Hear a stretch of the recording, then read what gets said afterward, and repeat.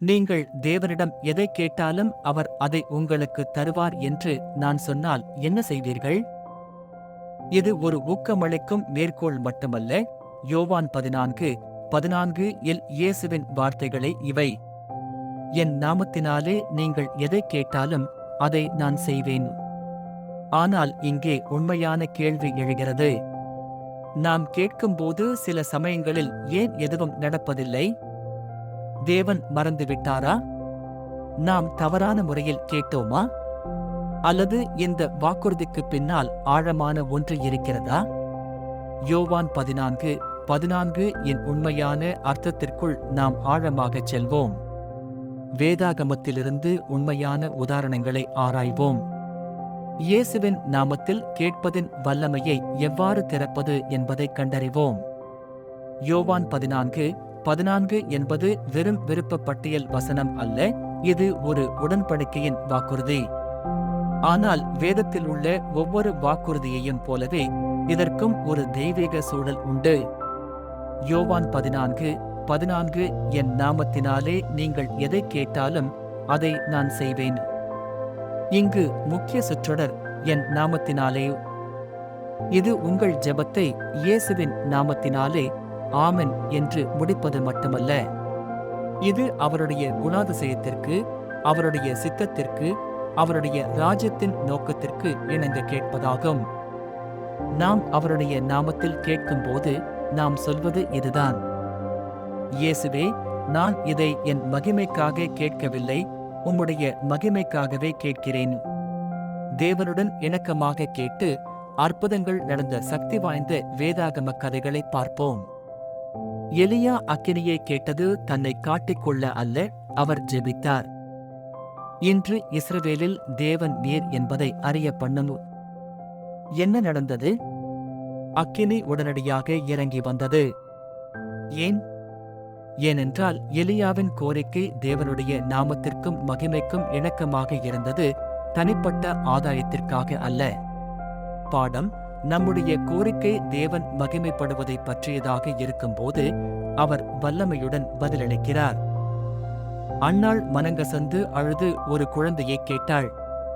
அவள் ஒரு தாயாக வேண்டும் என்பதற்காக மட்டுமல்ல, குழந்தையை தேவனுடைய சேவைக்காக அர்ப்பணிக்கவும் கேட்டாள். தேவன் அவளுக்கு இஸ்ரவேலின் மிகச்சிறந்த தீர்க்கதரிசிகளில் ஒருவரான சாமுவேலை அளித்தார். பாடம்: தேவன் கொடுப்பதைக் கொண்டு தேவனுக்கு சேவை செய்ய உங்கள் விருப்பம் இருக்கும்போது உங்கள் ஜெபம் அவருடைய நோக்கத்துடன் இணைகிறது. சீஷர்கள் ஆறுதலையோ தப்பித்தலையோ கேட்கவில்லை.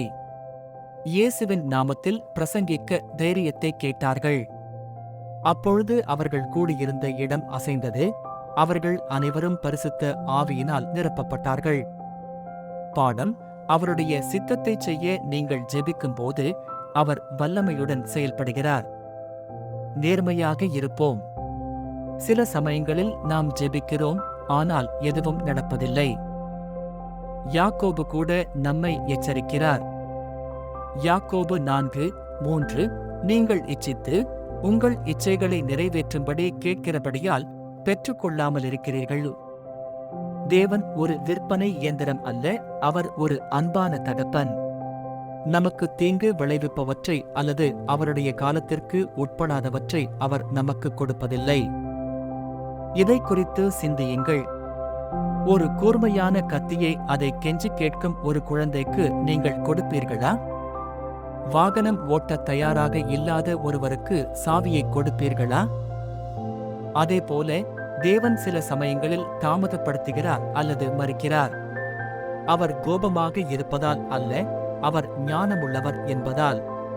நீங்கள் உண்மையிலேயே இயேசுவின் நாமத்தில் ஜெபிக்கும்போது இதுதான் நடக்கிறது. உங்கள் இருதயத்தை பரலோகத்துடன் இணைக்கிறீர்கள். உங்கள் விருப்பங்களை விட அவருடைய சித்தத்தை நம்புகிறீர்கள். அவருடைய பதில் ஆம், இல்லை அல்லது காத்திரு, இன்னும் நல்லது என்று நம்புகிறீர்கள். இயேசுவே கெத்செமனே தோட்டத்தில் ஜெபித்தார். லூக்கா 22:42 பிதாவே, உமக்கு சித்தமானால் இந்த பாத்திரம் என்னை விட்டு நீங்கும்படி செய்யும், ஆயினும் என் சித்தமல்ல, உம் சித்தமே ஆகக் கடவது. என்ன நடந்தது தெரியுமா? பாத்திரம் நீக்கப்படாவிட்டாலும் அவரை பலப்படுத்த ஒரு தூதன் வந்தார். சில சமயங்களில் உங்கள் ஜெபத்திற்கு பதில் தப்பித்தல் அல்ல, ஆனால் சகித்துக் கொள்ளும் பலமே. அப்படியானால் அவருடைய நாமத்தில் நாம் எப்படி நடைமுறையில் கேட்பது? 1. உங்கள் நோக்கத்தை சரிபார்க்கவும். இது என்னை பற்றியதா அல்லது தேவனுடைய மகிமையை பற்றியதா? 2. வார்த்தையை பயன்படுத்தவும். குணப்படுத்துதல், சமாதானம், ஞானம், யாக்கோபு 1:5 போன்ற வேதத்தில் காணப்படும் வாக்குறுதிகளை ஜெபிக்கவும். 3. முடிவை ஒப்புக் கொடுக்கவும். தேவனுடைய இல்லை கூட அன்பால் நிறைந்தது என்று நம்புங்கள். 4. தொடர்ந்து விசுவாசிக்கவும். தாமதங்கள் மறுப்புகள் அல்ல, விசுவாசத்துடன் தொடர்ந்து கேளுங்கள். மத்தேயு 7:7 கேளுங்கள், அப்பொழுது உங்களுக்கு கொடுக்கப்படும். தேடுங்கள், அப்பொழுது கண்டடைவீர்கள். தட்டுங்கள், அப்பொழுது உங்களுக்கு திறக்கப்படும். யோவான் 14:14 என்பது நீங்கள் விரும்பும் எதற்கும் ஒரு வெற்று காசோலை அல்ல, இது ஒரு புனிதமான அழைப்பு. என்னுடன் பங்காளியாக இருங்கள்.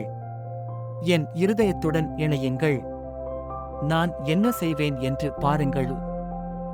ஆகவே இன்று உங்கள் உதடுகளால் மட்டும் கேட்காதீர்கள்.